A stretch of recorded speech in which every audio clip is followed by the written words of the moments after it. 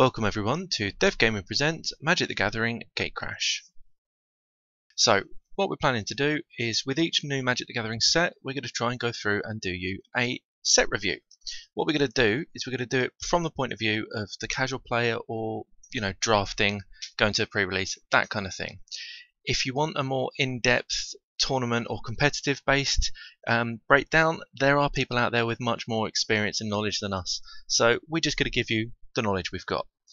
So normally there'd be two of us. Unfortunately our studio isn't ready, so I'm having to do this solo. What we're going to do, going to break it down on a guild by guild basis in separate videos.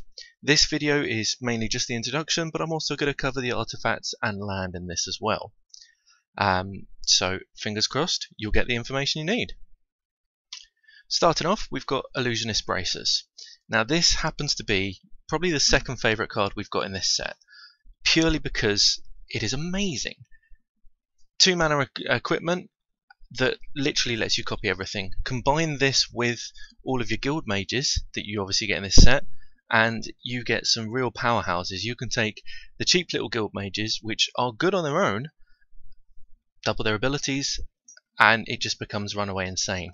Definitely something we would pick up in any draft or any pre-release, and if even in longevity factor you can use this in your other formats really nicely, because there are so many things that synergize well with this. It's going to be a brilliant card and it's going to be well wanted, so worth picking up. And we've got Glaring Spotlight.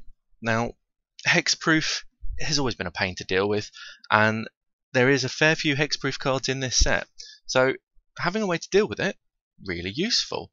From a purely draft point of view, it's only really amazing if you're going Orzhov, because of their abilities.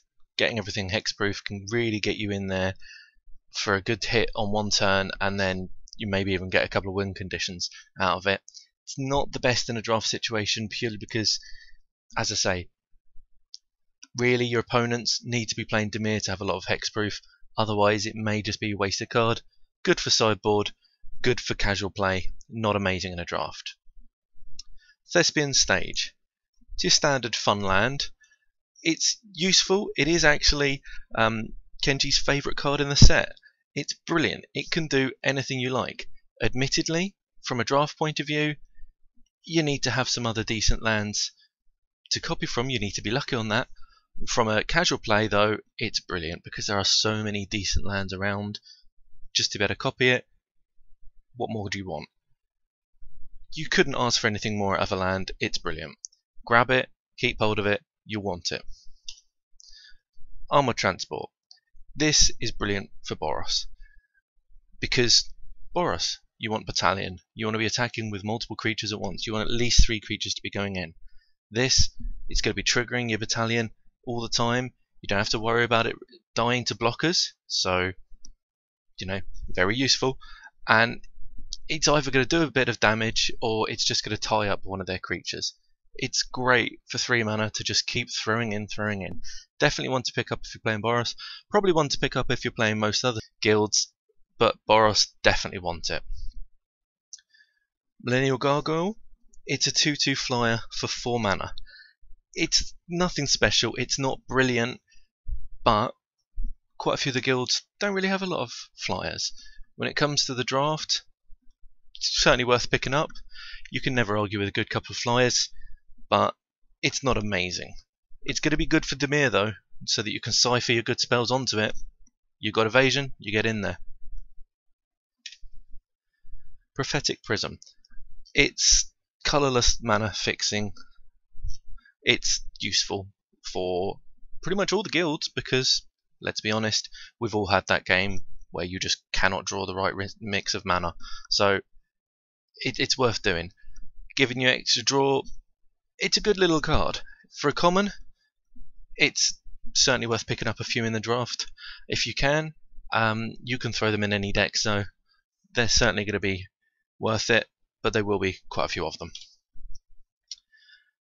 Razor Tip Whip.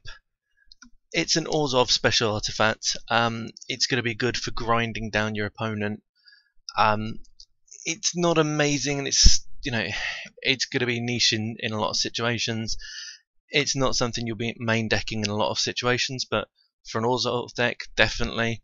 And for just grinding out the last few bits of damage to your opponent, sure.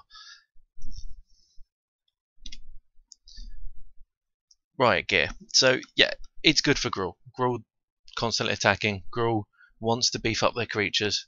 Good for Gruul. It's going to go well in a lot of other decks, obviously, but it's more Gruul centric than anything else. It is just like most artifacts, equipments. It's always going to be useful. You can't really say no to them if you see them, depending on what else is in your pick. And the last artifact that's not in one of the guild sets is Skybinder's Staff. Good artifact for most guilds. Brilliant artifact for blue or anything that's got flyers, because let's be honest, throw this on a flyer, suddenly you've got an unblockable creature, apart from if they've got something with reach, which is going to be rare. Good little artifact, nice and cheap, worth picking up if you can. Obviously, extra damage helps to reduce the chances of it being blocked. Always useful. Probably best in a Gruul deck, because again, if you can get a flyer in with Gruul, you can then Blood Rush, do tons of extra damage. Really useful for getting that one creature through to then do that tons of extra damage, which is what Gruul is good at. So all round, most of the artifacts are pretty good. Nothing amazingly standing out, apart from obviously the first one. Most of the rest of the artifacts are in their specific guilds though, so we'll get